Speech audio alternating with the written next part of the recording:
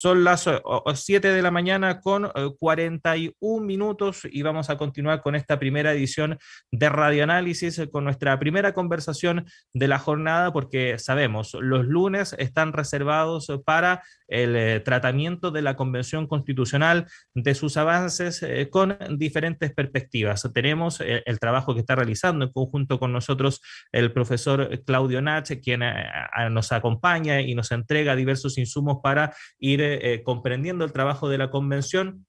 pero también hemos querido profundizar este trabajo y realizar esta alianza con el Observatorio Constitucional de Género de la Facultad de Derecho de la Universidad de Chile, con las cuales también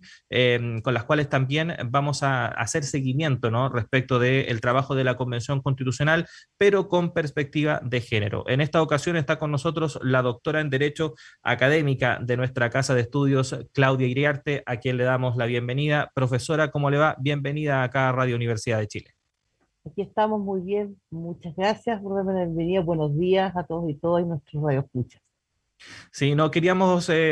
conversar con usted respecto de esto que estábamos comentando, ¿no? Abordar el trabajo de la Convención Constitucional con perspectiva de género. Comentaba al inicio, profesora, respecto de lo crucial que van a ser estas semanas para definir lo que será el reglamento, las bases con las cuales va a trabajar la Convención de aquí en adelante. Hay distintos aspectos que se están siguiendo, pero le quería pedir una primera reflexión al respecto de cómo ve finalmente esta semana que se vienen de deliberación en la materia, sobre todo respecto de lo que hemos estado hablando acerca de que finalmente sea o se avance hacia una constitución con perspectiva de género. Bueno, sí, efectivamente se ha avanzado bastante. El reglamento es muy interesante, cómo se ha ido planteando desde una perspectiva de género desde el día uno, pero no solo el reglamento general, sino también el reglamento de ética. De hecho, bueno, el reglamento ya estaba en lo grueso definido hace algunos días atrás, pero en estas semanas ha terminado de decantarse y tiene, bueno, tal cual ya se ha visto, un enfoque en derechos humanos, igualdad y prohibición en materia de discriminación, y efectivamente en el enfoque de género se define como de una perspectiva feminista, y tiene un conjunto de herramientas, tanto a nivel diagnóstico y técnico, que permite justamente plantearse la posibilidad de institucionalizar y adoptar medidas que eviten, por ejemplo, la violencia de género, la invisibilización y la exclusión de las mujeres en función de los patrones históricos de dominación. O sea, desde ese punto de vista está planteando una discriminación, o sea, está abordando y está permitiendo enfrentar situaciones de discriminación estructurales que las mujeres o por situaciones de género están presentes en nuestra sociedad. Instrumento que yo diría que por primera vez en Chile está planteándose desde ese punto de vista, y eso es muy interesante, porque incluso en esa misma línea establece, cuando plantea los enfoques y los principios sobre los cuales se estructura, recoge la idea del enfoque de cuidados. O sea, encontramos, esto sí que es inédito en nuestra legislación, y incluso yo diría en el derecho internacional, porque reconoce y valora la labor de los cuidados no remunerados y establece que se deben generar medidas de infraestructura necesarias para asegurar y garantizar una participación democrática y efectiva en condiciones de igualdad de quienes asumen dichas responsabilidades, propiciando la efectiva colectivización de ellas en condiciones de igualdad, o sea, y dignidad. Entonces, por lo tanto, desde ese punto de vista, la idea es que sean los sujetos, sujetas, o sea, todos los que integran a este nivel del reglamento, de las personas que están en la comisión, que puedan integrar hacia adelante en términos no solo de igualdad de género, sino también con medidas específicas para el enfoque de cuidado, lo cual sin duda es un avance en nuestra institucionalidad. Sí, ese punto es bastante destacable, profesora, porque también hemos visto durante este año y medio de pandemia que ha sido uno de los temas que más ha perjudicado principalmente a las mujeres respecto de diversas perspectivas, principalmente en lo laboral. Se ha hablado en muchas ocasiones respecto de avanzar culturalmente en una corresponsabilidad, pero la realidad ha sido totalmente distinta y lo dicen finalmente todas las cifras. ¿De qué forma finalmente estos avances que se están haciendo a nivel constitucional, o por lo menos del trabajo que está haciendo la convención, podrían ir en el fondo cambiando esa realidad?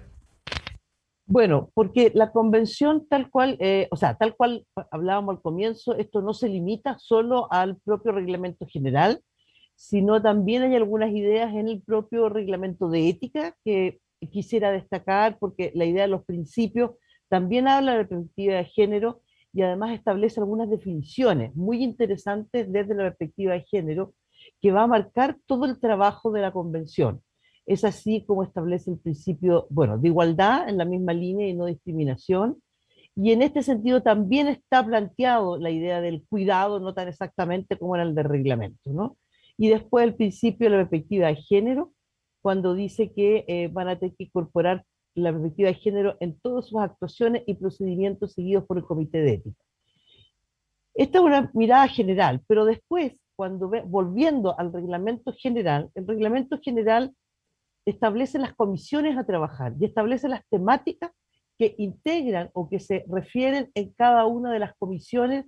que el reglamento está recogiendo, las comisiones temáticas específicas. Esto fue un debate, porque se debatió mucho sobre crear criterios de transversalidad o comisiones específicas. Y aquí entonces se avanzó en dos elementos, diría yo, respecto a lo que estamos hablando. Primero, el artículo 63 del reglamento, vamos a ver cómo queda después, que regula o establece la Comisión de Principios Constitucionales, Democracia, Nacionalidad y Ciudadanía, que dice que entre los temas, porque dice abordará al menos los siguientes temas: integración de fuentes del derecho internacional. Y desde ese punto de vista, establece justamente el bloque constitucionalidad y la perspectiva de recepción del ordenamiento jurídico internacional en materia de derechos humanos, o sea, el derecho internacional de los derechos humanos, y allí hay algún avance importante que recepcionar en la materia de cuidado. Ahora, el derecho internacional de los derechos humanos en esto no es especialmente avanzado. En ciertas temáticas más bien tiene otras líneas de desarrollo como violencia, algunos elementos vinculados a los derechos sexuales y reproductivos, pero no exactamente a los derechos del cuidado. Pero la convención, después, en el artículo 64, en las comisiones, cuando establece los temas que deben ser al menos abordados, referidos a temas de género, establece entonces, bueno, los mencionados derechos sexuales y reproductivos, que son muy centrales, que también tienen que ver con los temas del cuidado y la reproducción, por eso los menciono. Establece después el derecho al trabajo y su protección, y ahí obviamente, cuando hablamos de la protección del derecho al trabajo, estaríamos hablando del derecho al trabajo de todos y todas los sujetos que integran nuestra sociedad, y por lo tanto se tendrá que abordar el derecho al trabajo desde las mujeres, y por lo tanto habrá que superar o trabajar o abordar o crear mecanismos que permitan superar todos los mecanismos, las barreras de discriminación para el ingreso de las mujeres al mercado de trabajo. Y allí justamente tenemos los temas del cuidado visto como contrapartida, porque una cosa es el trabajo del cuidado y otra cosa es lo que usted decía, el trabajo del cuidado, que es un rol que socialmente está asignado a las mujeres y cómo esto opera como mecanismo de barrera de ingreso al mercado de trabajo. Por ejemplo, las mujeres en sí, desde una construcción como sujeto, no son sujetos trabajadores, o trabajadoras, perdón, no están constituidos desde la concepción de sujeto trabajador, sino que más bien están definidos socialmente como un sujeto trabajador, pero del trabajo no remunerado, del cuidado, que conocemos más generalmente como trabajo doméstico. Y por eso es que establece después, en el punto K, o en el literal K, el derecho al cuidado y reconocimiento al trabajo doméstico y de cuidado no remunerado. Y después se establece el derecho de la seguridad social y sistema de pensiones.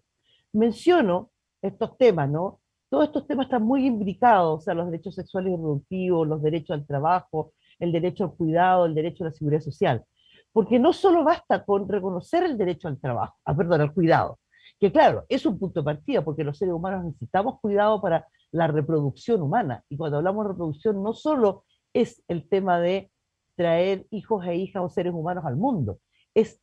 todo lo que es la reproducción cotidiana. Allí está el cuidado, o sea, la reproducción desde alimentarnos, comer, estar en condiciones de ir al colegio.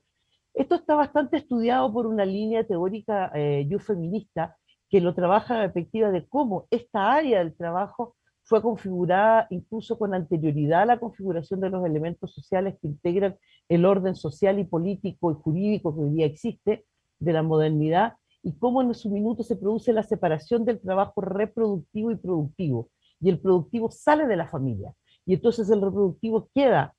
solamente en el ámbito familiar y dirigido por el seguido, perdón, efectuado por las mujeres como un trabajo gratuito. Y es así, allí donde se reproduce ni más ni menos que la fuerza de trabajo. Incluso la noción de dueña de casa en algún minuto fue creada como un sujeto en el siglo XIX. Esta idea de la mujer dueña de casa no es que siempre existiera. Entonces aquí claramente hay un nudo del cual debe hacerse cargo el constitucionalismo, el Estado social que se desarrolló en la década, es decir, en el siglo XX, perdón,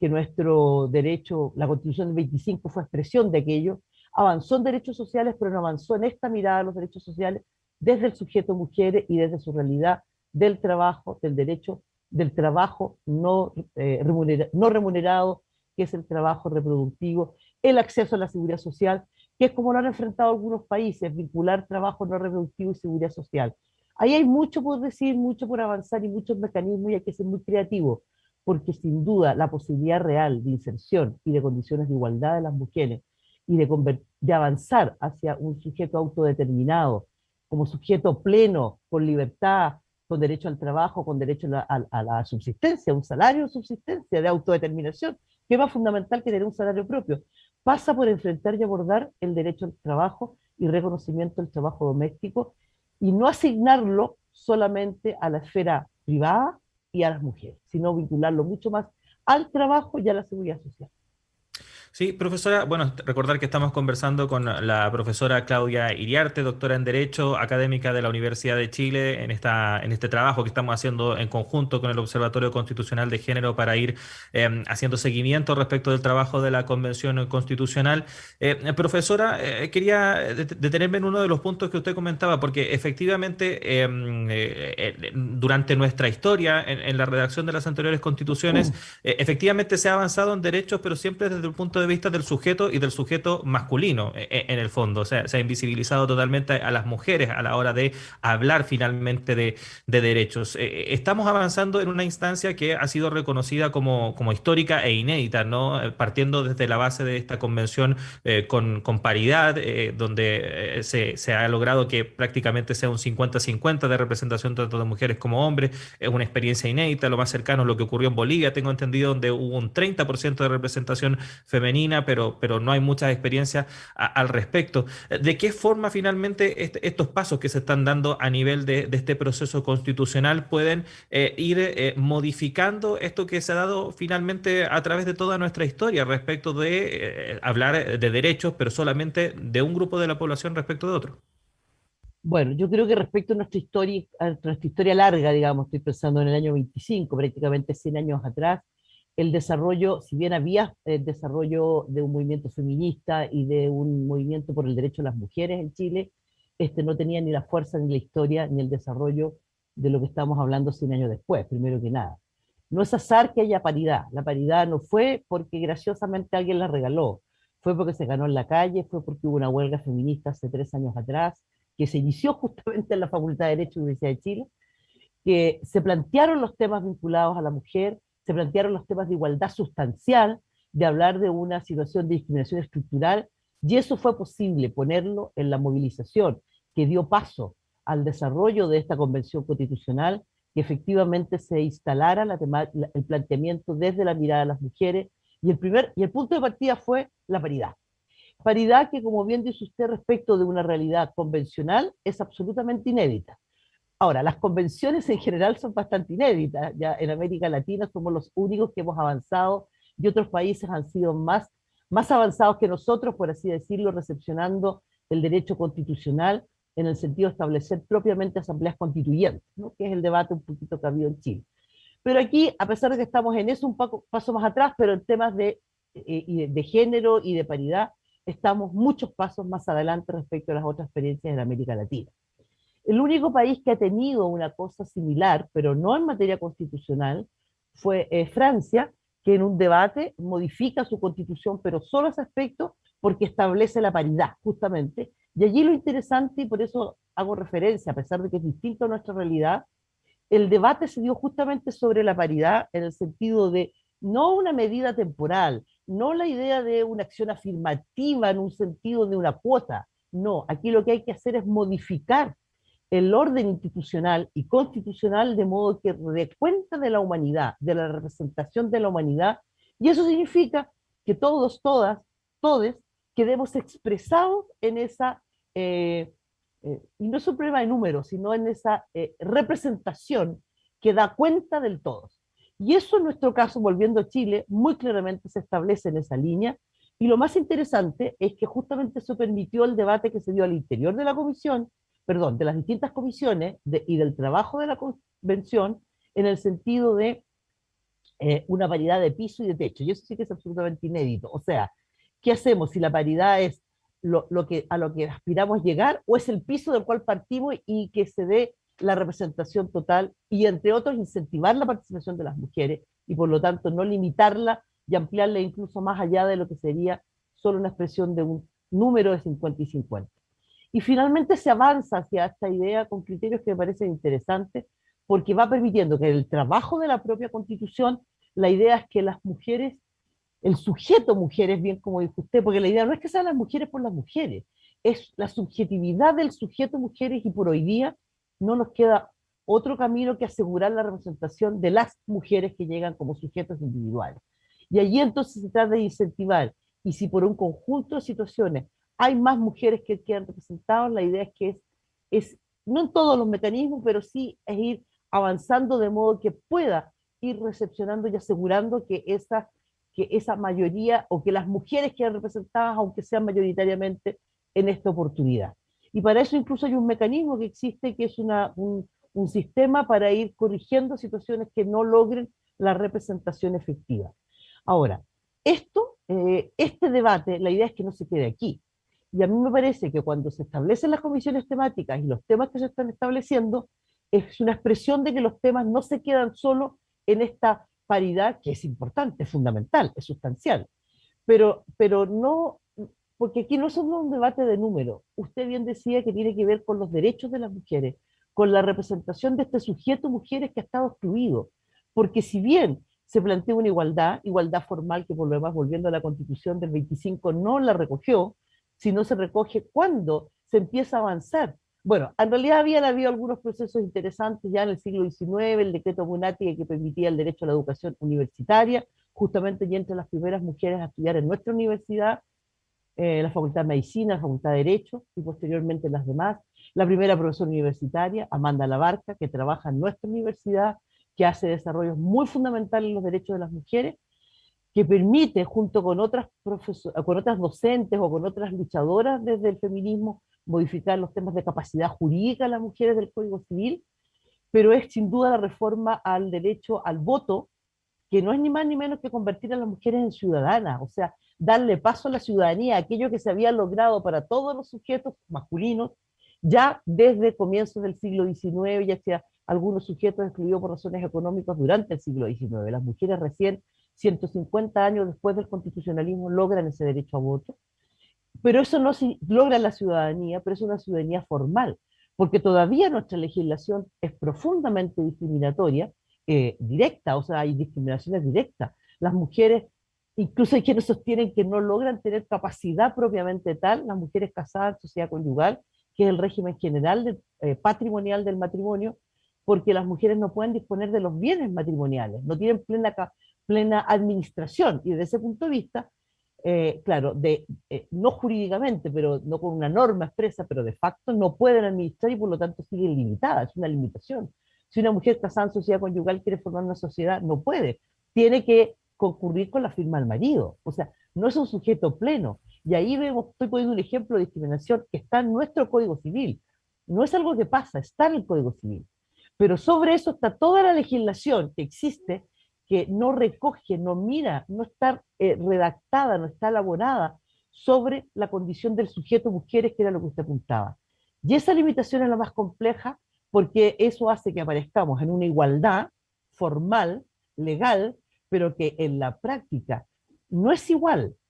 No está, y por ejemplo, las barreras de ingreso al mercado de trabajo. Hay una discriminación sistémica en el ingreso de las mujeres al mercado de trabajo porque su realidad no está resuelta. Entonces, no hay suficientes mecanismos del cuidado, pero no son las cunas. Salas Cuna es un aspecto que por lo menos Chile ha avanzado, pero no sé si avance realmente desde el sujeto trabajador y trabajadora,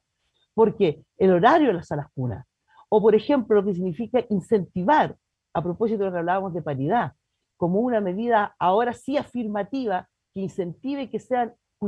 responsabilidades familiares del cuidado, o sea, hombres y mujeres, trabajadores, hombres y trabajadores mujeres, que no solo sea el cuidado de los niños o de los menores o de los niños, niñas y adolescentes, una problemática de la mujer trabajadora.